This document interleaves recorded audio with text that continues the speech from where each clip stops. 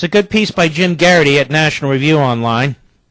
Points out a parade of red flags surrounding the Islamo-Nazi who slaughtered 49 people in Orlando and grievously injured 53 others.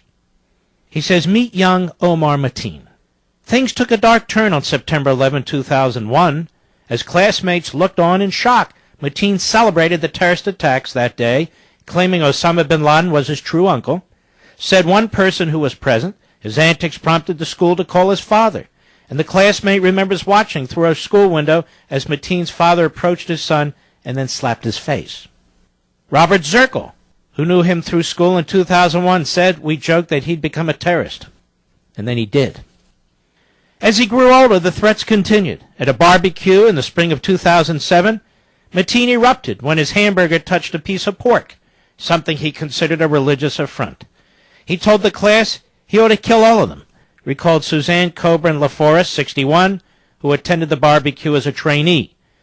Mateen told his classmates not to laugh at him because this was serious and was going to come back and shoot us, she said. Not long after, Mateen was sitting in his car in the parking lot as classes were about to resume when authorities swarmed the auto and escorted him off the property. An official told cadets Mateen had threatened to bring a gun on campus, according to Clinton Custar, who was attending the academy at the time and saw the incident from a classroom window. This was the same month Shung Hu Cho killed 32 at Virginia Polytechnical Institute, and Mateen threatened to carry out a similar massacre at the police academy because he felt like he was being taunted for being Muslim, said a fellow cadet. A few years later, I'm reading from Garrity's piece, after he started talking about how he hoped police would kill his wife and child so he could become a martyr, his co-workers called the FBI. Mateen first came to the FBI's attention in May 2013 after making a series of boasts to co-workers about his various ties to terrorist groups, a U.S. official told the Daily Beast, speaking on condition of anonymity to discuss the particulars of the case. That triggered FBI to investigate. The FBI investigated again. They investigated more in 2014 when one of the members of his mosque became a suicide bomber. The Islamic Center was also attended on occasion by Moner Mohammed Ashala, who was believed to be the first American suicide bomber in Syria. He joined Islamist militants fighting the government of President Bashir Assad, was in his early 20s when he died in 2014 after driving a truck loaded with explosives into a restaurant where Syrian troops were stationed. This mosque has just 130 members. Now 2 of them have committed terror attacks. During this probe, an informant told the FBI that Mateen had mentioned watching videos by Anwar al-Awlaki, the American-born terrorist and al-Qaeda recruiter who was killed in a U.S. drone strike in 2011. This was the same radical cleric who exchanged messages with the Fort Hood shooter. Earlier this year, Disney World security called the FBI. Disney security officials told the FBI they believe Mateen visited Disney World on April 26 to conduct surveillance. A law enforcement official told CNN the FBI is investigating that possibility. Then a few weeks ago, the gun store called the FBI. Mateen then called someone on the phone and began speaking in Arabic. Robert A. Bell says that's when the salesman became suspicious. He just made the mistake of asking for an armor that wasn't normal, he said. And then on the phone conversation was another key that you might need to step back and look at this. Our guy made the right decision at the time. I'm not selling him anything. As soon as we said we didn't have the bulk ammo, he walked out the door. Abel says they denied the sale, which they have the right to do, but before they could get his name and information, Mateen left the store. The gun shop owner says they immediately alerted the FBI about the suspicious man who wanted to purchase body armor, but the feds never followed up and visited the store. They never followed up and visited the store. Name or no name. Maybe there were fingerprints in the store. Maybe they should have checked that. I don't see anything in reviewing our work that our agents should have done differently, FBI Director James Comey said earlier this week. And government officials wonder why people think they should be able to own a gun to protect themselves. I really don't blame the FBI agents. This comes from the top. It comes from Obama. It comes from Lynch. It comes from Comey. It comes from CARE, the Muslim Brotherhood fronts that have been training law enforcement, influencing what they're allowed to do, what they're allowed to say, what they're allowed to pursue. And you could see in a case like this, you can just imagine Oh, well, he looks Muslim and that's racist, so stop it. They didn't even go to the store. Then there's a blog site out there, not one I'm familiar with. I believe I saw this through Instant Pundit. Instant Pundit, a great website run by our buddy Professor Glenn Reynolds. Betsy Page blog post. Cruising the web. Here's an interesting quirk in how the FBI investigates suspected terrorists, she writes. Time magazine reports that while the FBI investigated Omar Mateen on 3 separate occasions over the last 3 years as a suspected terrorist, they dropped the investigation. Quote, preliminary investigations of terrorist suspects can run for 6 months in search of evidence the person is a member of a terrorist group or is planning a specific terrorist attack. The agent on the case can get a 6-month extension if he or she thinks he might be able to find more. And if there's an indication the suspect really is planning an attack, the probe can be converted into a full investigation. In Mateen's case, the FBI got 1 extension of the preliminary investigation, then closed the case after a total of 10 months.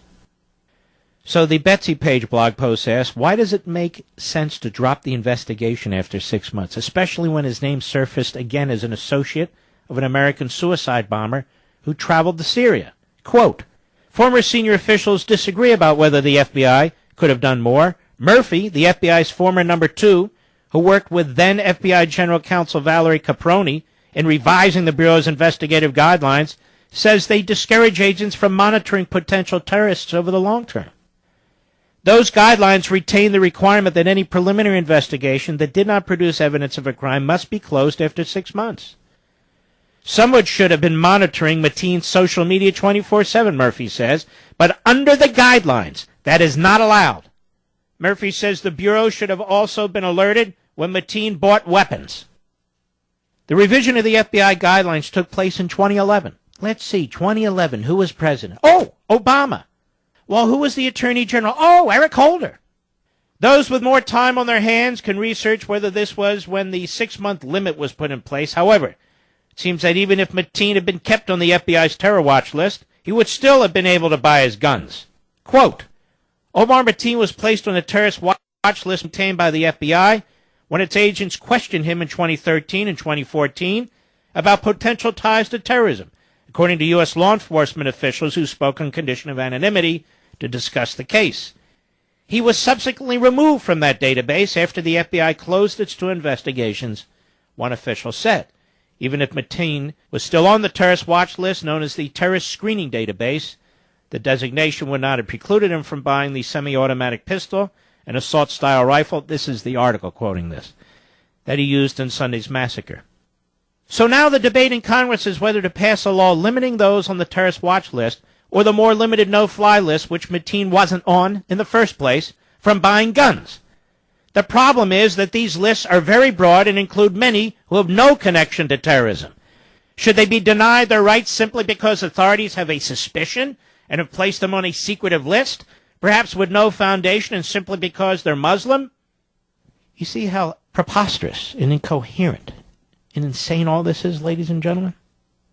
We're debating a list in the Second Amendment when this guy was on the FBI radar for some time. And they closed the investigation based on guidelines put in place in 2011 by Obama and Holder? Is that being investigated by Congress? Is that being debated by the liberals on the Senate floor? No, it's not.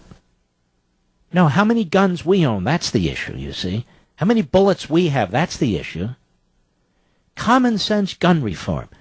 Not common sense Islamo-Nazi extinction. No. No. Matt Vespa, a writer, writes, whatever the reason, having your rights stripped based on suspicion should raise the eyebrows of every American.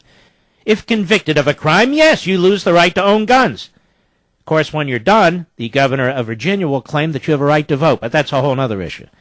That's not a debate, he says, but there is no trial when you're added to any one of these lists. Heck, in most cases, Americans who've been added aren't even informed, nor are they really given any legal recourse to get their names removed. Regarding no-fly lists, there are many documented cases of mishaps, including the late Senator Ted Kennedy being included on the list.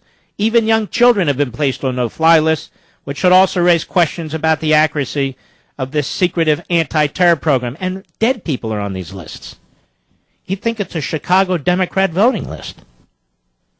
So the Democrats have been talking a lot about the no-fly list, which is a small subset of the terror watch list. It didn't include either the San Bernardino murderers or the Orlando shooter, but it all sounds good and makes a good talking point, doesn't it?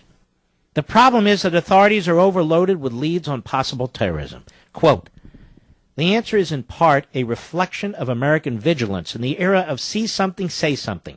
Tens of thousands of counterterrorism tips flow to the FBI each year. Some are legitimate. Others come from vengeful ex-spouses or people casting suspicion on Arab Americans. I'm quoting, quote, thousands of investigations are open and closed, and right now, law enforcement officials say the FBI is investigating 1,000 potential homegrown violent extremists, the majority of whom are most likely tied to or inspired by the Islamic State.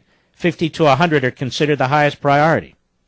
So what can they do if someone is reported as having expressed admiration for ISIS? Quote, in the United States, Americans enjoy the unique protections of the First and Second Amendments. Criticizing and even hating the American government is not a crime. Neither is declaring support for the Islamic State or buying a gun. Deciding that someone like Omar Mateen is just a lone wolf and not connected to ISIS seems to miss the point about what ISIS seeks to do. Mateen is just the type of person they hope to inspire to violence against his own countrymen. They don't seem to care if such individuals live in the U.S., France, Belgium, or elsewhere. So simply searching for a link to overseas terrorists is no longer enough.